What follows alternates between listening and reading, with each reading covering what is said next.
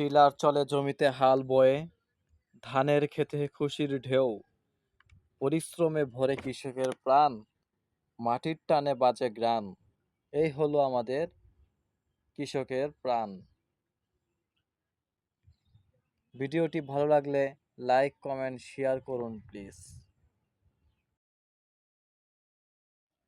আমার চ্যানেলটিকে সাবস্ক্রাইব করুন।